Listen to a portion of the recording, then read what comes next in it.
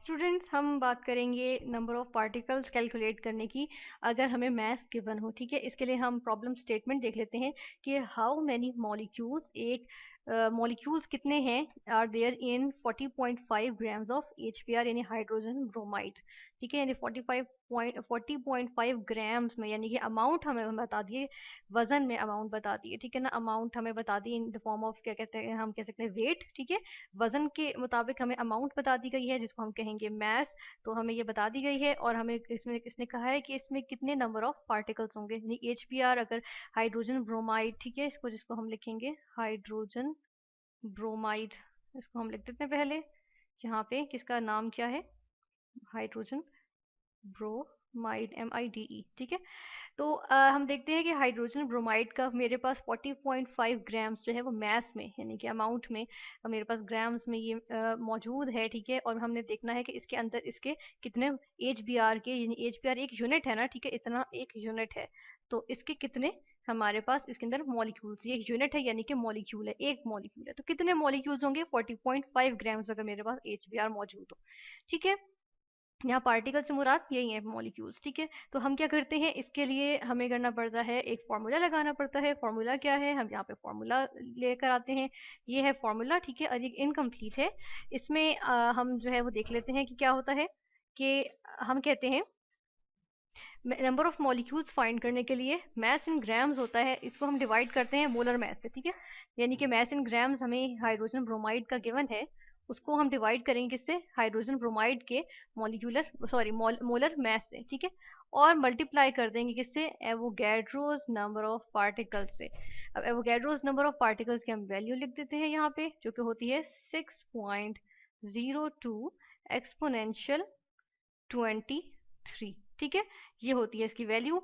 और इसके साथ जो है, जो यहाँ पर हम कहते हैं कि एवोगैड्रोस नंबर ऑफ पार्टिकल्स किस में होते हैं, एक मोल में, यानी कि एक मोल क्या होता है, जिस तरह अमाउंट की हमने बात की कि अमाउंट को अगर हम वजन के हिसाब से मेजर करें तो वो मैस में होगी। ठीक है, यानी ग्राम्स में होगी। ठीक है, और अगर हम जो है वो काउंटिंग करें कि, तो हम काउंटिंग के लिए एक जो है वो टर्म यूज करते हैं जिसे हम कहते हैं मोल, यानी कि एक मोल अगर होगी चीज, पर मोल के हिसाब से देखें तो वो पार्टिकल्स जो हैं, मॉलिक्यूल्स हो, एटम्स हो, आइंस हो, कुछ भी हो, तो वो कितने होते हैं, 6.02 एक्सपोनेंशियल 23 नंबर ऑफ पार्टिकल्स होते हैं। ठीक है, तो इसके साथ जो हम देखते हैं कि जो हमारे पास यहाँ पर यूनिट आ रहा है वो पर मोल है। ठीक है, इसी तरह मैस जो ग्राम्स में, और मोलर मैस यानी कि कितना मैस जो है वो एक मोल में पाया जाता है।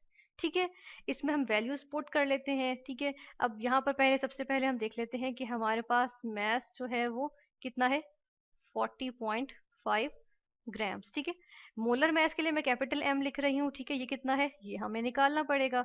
ठीक है, तो हम किस तरह से निकालेंगे, हम इसको जो है वो लिखेंगे HBr। ठीक है, HBr लिखा।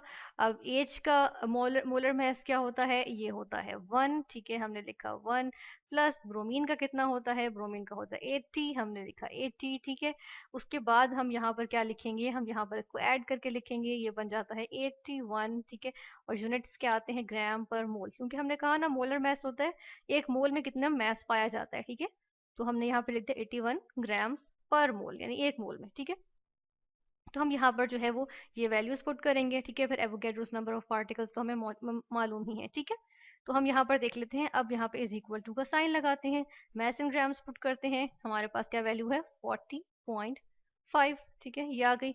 डिवाइड करेंगे, किस चीज से डिवाइड करना है, यहाँ पे डिवाइड करना है 81 ग्राम्स पर मोल से, ऊपर हम यहाँ पे यूनिट्स में मेंशन कर दें ग्राम्स। ठीक है, और नीचे किससे हम कर रहे हैं, 81 ग्राम्स पर मोल से 81 ग्राम्स पर मोल। ठीक है, इसके बाद क्या करेंगे, इसके बाद हम मल्टीप्लाई करेंगे। अब मल्टीप्लाई किससे करेंगे, ऊपर से हम देख के उतार लेंगे यहाँ से। ठीक है, 6.02 एक्सपोनेंशियल 23। ठीक है, पर मोल, यहाँ से आ जाएगा पर मोल। ठीक है, ये आ गया। अब यहाँ पर हम देख लेते हैं कि ग्राम्स जो है वो न्यूमरेटर में भी है, डिनोमिनेटर में भी, तो ये कैंसिल हो जाएगा। ठीक है, तो यहाँ पर जो ग्राम्स है वो डिनोमिनेटर के भी डिनोमिनेटर में, यानी कि जो लाइन लगा के नीचे लिखते हैं वो डिनोमिनेटर होता है, डिनोमिनेटर के भी डिनोमिनेटर में, तो इसका मतलब है ये ऊपर चला जाएगा। ठीक है, जबकि ये जो है वो डिनोमिनेटर में है, तो ये भी कैंसिल हो जाएंगे। ठीक है, और हमारे पास फाइनली जो यहाँ पर वैल्यू आती है, हम यहाँ पर वैल्यू मेंशन करेंगे, ठीक है। वैल्यू मेंशन करते हैं। अब 40.5 डिवाइडेड बाई 81, ये सारे हम कैलकुलेशंस यहाँ से कर लेते हैं। ये हमारे पास यहाँ पे कैलकुलेशंस आ जाएंगी। सबसे पहले क्या है, 40.5, ठीक है, डिवाइडेड बाय 81, ठीक है, ये किया, 0.5 आया, ठीक है। अब 0.5 को किससे मल्टीप्लाई करेंगे, एवोगैड्रोस नंबर जो कि है 6.02 एक्सपोनेंशियल 23, ठीक है। ये हमने किया इज इक्वल टू, ये हमारे पास आंसर आ गया 3.01 एक्सपोनेंशियल 23। तो हम यहाँ पे मेंशन करेंगे 3.01 एक्सपोनेंशियल यानी multiply by 10 raise to the power 23, ठीक है। और ये क्या है, ये हम निकाल रहे थे नंबर ऑफ मॉलिक्यूल्स, ठीक है। ये हमारे पास क्या आ गए, मॉलिक्यूल्स आ गए, यानी कि मॉलिक्यूल्स क्या होते हैं, जो डिफरेंट एटम्स से मिलके एक हमारे पास सब्सटेंस आ जाता है, ठीक है, या सेम एटम से या डिफरेंट एटम से मिलके जो एक आता है, यानी मोर देन वन एटम से मिलके जब हमारे पास एक सब्सटेंस आता है उसको हम मॉलिक्यूल कहते हैं, ठीक है, एक पार्टिकल या एक एंटिटी जो आ जाती है। तो इस तरह से हमने क्या चीज निकाली, NO यानी नंबर ऑफ मॉलिक्यूल्स निकाले, ठीक है। किसके अंदर, जो कि मौजूद थे, किसके अंदर मौजूद थे, ये मौजूद थे हमारे पास 40.5 ग्राम्स ऑफ हाइड्रोजन ब्रोमाइड में।